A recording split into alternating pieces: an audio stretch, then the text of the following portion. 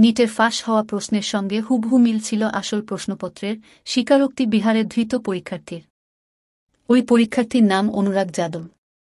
২২ বছর বয়সী অনুরাগ নিটকাণ্ডে ধৃত বিহারের দানাপুর নগর পরিষদের ইঞ্জিনিয়ার সিকন্দর প্রসাদ যাদবেন্দুর ভাগ্নে। পুলিশ ইতিমধ্যেই সিকন্দরকে গ্রেফতার করেছে। নিটে বসার আগে যে প্রশ্নপত্র তিনি হাতে পেয়েছিলেন তার সঙ্গে হুবহু মিল ছিল আসল প্রশ্নপত্রের। তেমনটাই জানিয়েছেন ডাক্তারিতে ভর্তির জন্য সর্বভারতীয় প্রবেশিকা পরীক্ষায় অনিয়মের অভিযোগে ধৃত এক পরীক্ষার্থী। ওই পরীক্ষার্থীর নাম অনুরাগ যাদব।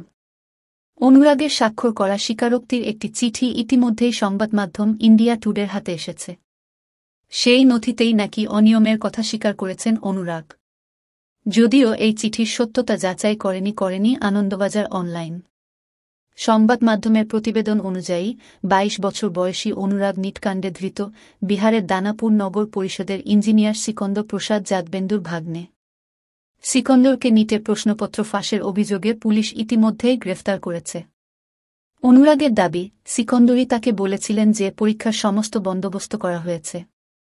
এরপর তার হাতে একটা প্রশ্নপত্র তুলে দেওয়া হয়। প্রশ্নের সঙ্গে দেওয়া হয় উত্তরপত্র। এরপর নিট দিতে গিয়ে অনুরাগ দেখেন তার হাতে পরীক্ষার আগে যে প্রশ্নপত্র তুলে দেওয়া হয়েছিল এবং পরীক্ষার দিন যে প্রশ্ন এসেছে তা হুবহু এক। অন্যদিকে নিটের প্রশ্ন ফাঁস নিয়ে মুখ খুলেছেন মূলচক্রী অমিত আনন্দ।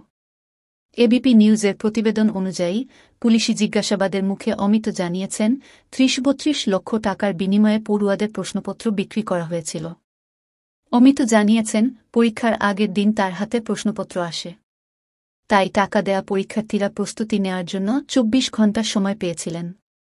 ইতিমধ্যেই নিটের প্রশ্নফাঁসের অভিযোগে অমিত সহ মোট ১৩ জনকে গ্রেফতার করা হয়েছে। ধৃতদের মধ্যে রয়েছেন সিকন্দরও। তিনি পুলিশকে জানিয়েছেন তার সঙ্গে বেশ কয়েকজন নিট পরীক্ষার্থী সাহায্য করার আর্জি নিয়ে যোগাযোগ করেছিলেন। তারপর দরাদরি করে প্রশ্নপত্র বিক্রির দাম স্থির হয়। সিকন্দর যোগাযোগ করেন অমিতের সঙ্গে। পরীক্ষার আগের দিন ওই পরীক্ষার্থীদের পটনার রামকৃষ্ণনগর এলাকার একটি নিরাপদ জায়গায় রাখা হয়। তারপরই প্রশ্নফাঁসের অভিযোগ নিয়ে তদন্ত শুরু করে বিহারের আর্থিক দুর্নীতি দমন শাখা ইইউ। উল্লেখ্য, ইন্ডিয়া টুডের হাতে সিকন্দরের স্বীকারোক্তি দেওয়া একটি চিঠি এবং আরও বেশ কয়েকটি নথি হাতে এসেছে। যদিও সেই সব নথির সত্যতা যাচাই করে দেখেনি আনন্দবাজার অনলাইন। সেই নথিতে মন্ত্রীজি নামে একজনের উল্লেখ রয়েছে। এই মন্ত্রীজি আত্মেকে তা নিয়ে তদন্ত শুরু হয়েছে বলেও সূত্রে খবর।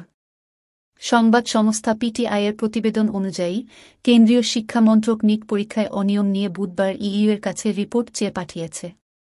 বিহারে এর আগেও বিভিন্ন প্রবেশিকা পরীক্ষার প্রশ্নপত্র ফাঁসসহ অন্যান্য বেনিয়মের অভিযোগ উঠেছে। এই নিয়ে ইতিমধ্যেই দেশের বেশ কয়েকটি শহরে বিক্ষোভ শুরু হয়েছে। বেশ কয়েকটি হাইকোর্টের পাশাপাশি সুপ্রিম কোর্টেও হলফনামা দায়ের করা হয়েছে।